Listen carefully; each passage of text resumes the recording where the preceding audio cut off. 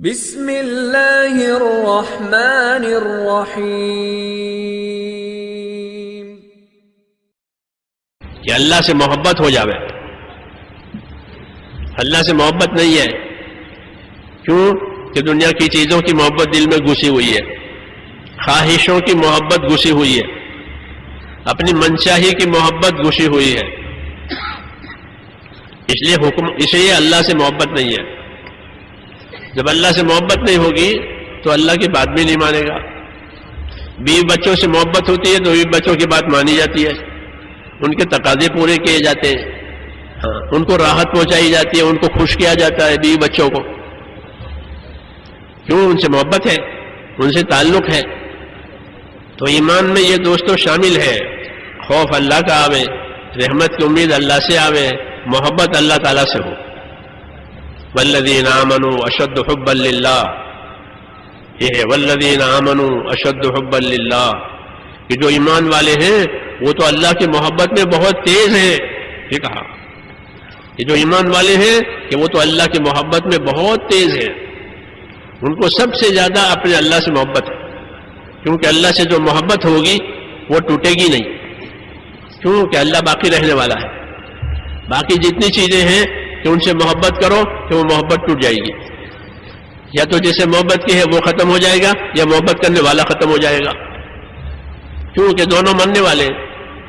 تو محبت مرنے والوں کے ساتھ قائم نہیں رہتی۔ عشق با مردہ نباست پائیدار، یہ کہا کہ عشق اور محبت مردوں کے ساتھ باقی نہیں رہتا۔ عشق رابا حی و با قیوم دار، کہ محبت کو وہ اللہ جو زندہ رہنے والا ہے، وہ اللہ جو قائم دائم ہے، اس کے ساتھ محبت کر، وہ باقی رہے گی۔ مولانا الیاس صاحب رحمۃ اللہ علیہ فرماتے تھے کہ جب لوگ اللہ کے حکموں سے اور اللہ کے حکموں والی محنت کریں گے تو اللہ تعالیٰ ان کے دلوں میں اپنے حکموں کی محبت ڈالیں گے، ایمان کی محبت، نماز کی محبت، صدقہ کی محبت، مسلمان کی محبت، آخرت کی محبت۔ یہ فرمایا کہ جب لوگ اللہ کے دین کی محنت کریں گے تو ان کے دلوں میں اللہ اپنے حکموں کی محبت ڈالیں گے، اور جب دین کی محنت چھوٹ جائے گی تو فنا ہونے والی چیزوں کی محبت ان کے دل میں آئے گی، اسی کے لیے لڑیں گے، اسی کے لیے لڑائیاں ہوگی، اسی کے لیے ہیرے پھیرے ہوں گے، اور نتیجے میں کچھ بھی نہیں، چھوٹے بچوں کی طرح سے۔ چھوٹے بچے کھیل کی چیزوں پر لڑتے ہیں، پھر جب بھوکے ہوتے ہیں تو گھر چلے جاتے ہیں، کیونکہ اس میں تو کھانا پینا تو کچھ ہے نہیں، کھیل کی چیزیں ہیں، ایسے ہی دنیا کھیل ہے۔ تو یہ فرمایا تھا کہ لوگ جب اللہ کے دین کی محنت کریں گے تو ان کے دلوں میں اللہ اپنے حکموں کی محبت ڈالیں گے، پھر حکم نہیں ٹوٹے گا، بلکہ حکم کو اچھی سے اچھی طریقے سے پورے کرے گا، کہ نماز اچھی سے اچھی پڑھیں گے۔ حضرت ابوبکر کی نماز مشہور تھی، حضرت ابوبکر کی نماز مشہور تھی کہ بالکل ایسی نماز پڑھتے تھے حضرت ابوبکر رضی اللہ عنہ جیسے حضور صلی اللہ علیہ وسلم پڑھتے تھے۔ اپنی وفات، وہ بیماری جس میں حضور نے وفات پائی، حکم دیا کہ میری غیر حاضری میں، میری بیماری میں ابوبکر نماز پڑھاوے، ان کو سونپی نماز، ان کو سونپی امت، کیا یہ امت کی امامت کرے۔ صحابہ سمجھ گئے تھے، تو یہ کیوں کہ انہوں نے اپنا دین، اپنا ایمان، اپنی نماز ایسی بنائی تھی جیسے حضور صلی اللہ علیہ وسلم کی تھی۔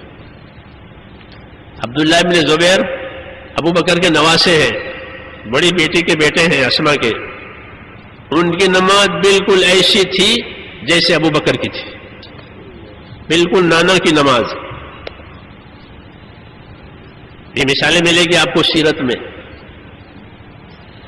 کہ عبداللہ ابن زبیر نواسے ہیں ابو بکر کے، جیسے حسن حسین حضور صلی اللہ علیہ وسلم کے نواسے، جلیل القدر آدمی ہے، بہت جلیل القدر آدمی۔ عائشہ رضی اللہ تعالیٰ عنہ نے ان کو پرورش کی تھی، عبداللہ کی، ان کی خالہ ہیں، بڑے زبردست عالم بھی تھے، عائشہ کی پرورش میں بڑا علم ملا تھا ان کو۔ تو کہتے ہیں کہ ان کی نماز بالکل ایسی تھی جیسے ابو بکر کی، اور ابو بکر کی نماز بالکل ایسی تھی جیسے حضور صلی اللہ علیہ وسلم۔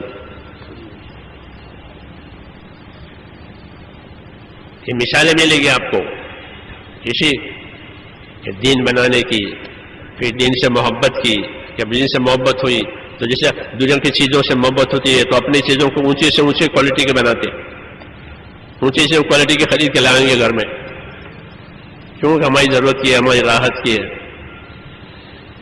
یہ دین ہماری کامیابی کا ہے، کامیابی کے لیے ہے کہ پھر دین کی شکل اچھی سے اچھی بناؤ. وَأَحْسِنُوا إِنَّ اللَّهَ يُحِبُّ الْمُحْسِنِينَ، وَأَحْسِنُوا إِنَّ اللَّهَ يُحِبُّ الْمُحْسِنِينَ. حضرت تھانوی رحمۃ اللہ علیہ نے بیان القرآن میں اس کا ترجمہ کیا ہے کہ وَأَحْسِنُوا إِنَّ اللَّهَ يُحِبُّ الْمُحْسِنِينَ. اچھی طرح سے کام کرو، اللہ تعالیٰ اچھی طرح سے کام کرنے والوں سے محبت کرتے ہیں. یہ دعوت ہے، یہ دعوت ہے کہ وَأَحْسِنُوا إِنَّ اللَّهَ يُحِبُّ الْمُحْسِنِينَ. اچھی طرح سے کام کرو کہ اللہ تعالیٰ اچھی طرح سے کام کرنے والوں سے محبت کرتے ہیں. کتنی بڑی بات ہے، آسمانوں سے یہ بات ہم کو کہی گئی ہے کہ وَأَحْسِنُوا إِنَّ اللَّهَ يُحِبُّ الْمُحْسِنِينَ. اس لیے دین کا کام سر سے اترتا نہیں کرنا ہے، سر سے اترتا نہیں کرنا ہے. کیوں کہ جو عمل کرے گا وہ نتیجہ اس کے سامنے آئے گا. گھٹیا گیا دین کے عمل کو گھٹیا بنایا تو گھٹیا نتیجہ آئے گا، اور دین کے عمل کو بڑھیا بنایا ہے تو بڑھیا نتیجہ آئے گا. اعلیٰ درجے کا بیج بوتا ہے کھیتی اپنی زمین میں تو اعلیٰ درجے کی پیداوار ہوتی ہے، اور گھٹیا بیج ڈالا ہے تو گھٹیا پیداوار ہوگی. عربی میں مثل مشہور ہے کہ جد ولا تمنن فإن الفائدہ الیک عائدہ. یہ عربی میں کہتے ہیں کہ جد ولا تمنن فإن الفائدہ الیک عائدہ، کہ اچھی طرح کر، تو کسی پر احسان نہیں کر رہا ہے، تیرا کام کا فائدہ تیرے پاس ہی آئے گا. کس پر احسان کر رہا ہے؟ کوئی احسان نہیں، کسی پر احسان تو نہیں کر رہا ہے، اپنے لیے کر رہا ہے. اس لیے کہا کہ جد ولا تمنن فإن الفائدہ الیک عائدہ. اچھی طرح کر، کوئی احسان نہیں کر رہا ہے تو کسی پر، فائدہ تیرے ہی طرف آ رہا ہے. اس لیے میرے بھائیوں، اس محنت کی یہی غرض ہے کہ ہماری دینداری پکی سے پکی ہو جائے. ہاں، پکی سے پکی دینداری، ہم اپنے دین میں پکے ہو جائیں بالکل.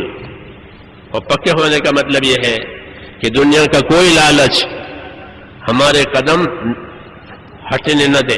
آدمی لالچ کی وجہ سے پھنس جاتا ہے، دنیا کی لالچ، ہاں، دنیا کی چیزوں کا شوق، یہ آدمی کو ہٹاتا ہے. مولانا الیاس صاحب فرماتے تھے کہ اللہ کے راستے میں ایسے پھرو، اتنے پھرو کہ تم پیاری سے پیاری چیز تمہیں اپنی طرف کھینچ نہ سکے، بس اللہ کے بن جاؤ، اللہ کے بن کر اللہ کے بندوں کے حقوق ادا کرو.